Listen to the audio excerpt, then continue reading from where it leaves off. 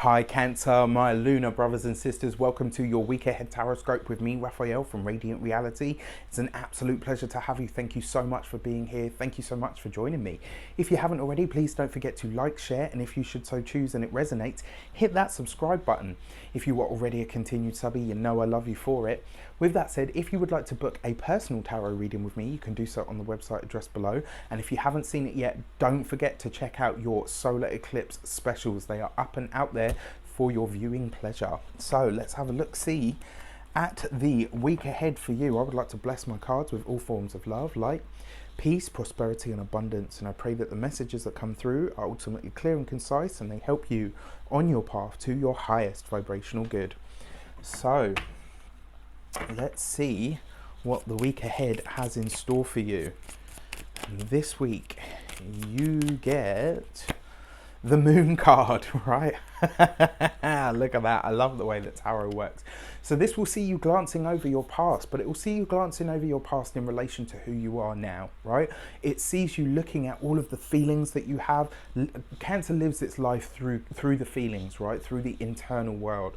And the Destiny card as the moon card is basically saying you are looking at and taking stock of everything that you have been through up until now, and you are going to find a way to utilize that and turn it into energy and power for what it is that you want going forward. For those of you that are celebrating this week, a happy damn birthday to ya.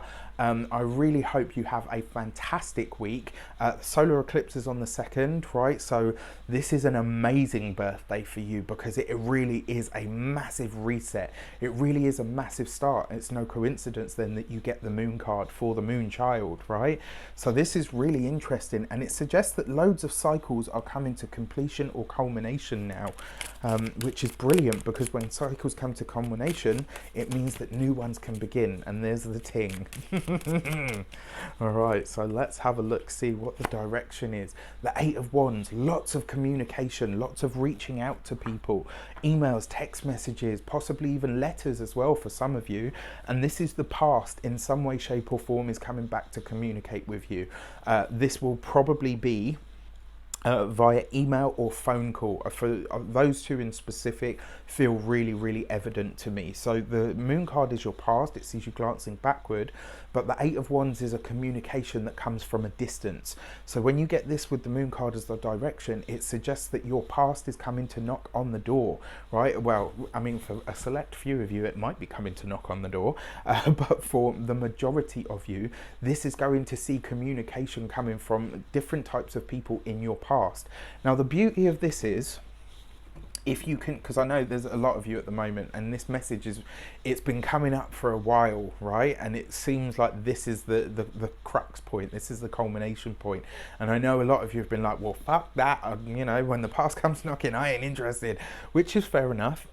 But remember, when these people come back into your life, one of the big things for you to do is to focus on how you feel now. Who you are now is how you need to respond to whatever or whoever it is that comes back into your life from the past. That's the point of reference that you need to come from, right? So if this is somebody that comes along that used to push your buttons, don't let them. They used to push that version of you's buttons. They're not pushing your specific who you are now, right? And so by staying conscious of who you are and aware of all that you have become in this moment, at this time in your life, will really serve you very well going forward. The other thing as well, because you've got that eclipse energy going on, what really feels evident to me is it's going to highlight to you how far you have come. It's going to highlight to you just how much you've changed and just where it is that you've decided to take your life from here on in. So let's have a look behind the scenes. You got the Judgment card. You know what I say with this card, blast from the past, whether we like it or not. I mean, I'm a moon sign Cancer, so this will be really interesting to see how it shapes up. But it does look like the past in some way, shape or form is reaching out to you. There's something that needs to be said, something that needs to be divulged. But the beauty of the Judgment card is it sees things come up so that you can look at it, assimilate it, and say, right, okay, now I finally understand. Now I've finally transcended the lesson. I'm ready to move on. Now, the other thing as well, with the Judgment card touching that Moon card, it does see you going through a massive, massive transformation. This is a really powerful place to be. It's a really strong place to be as well. So keep that in mind, right? There's a big transformation that's taking place.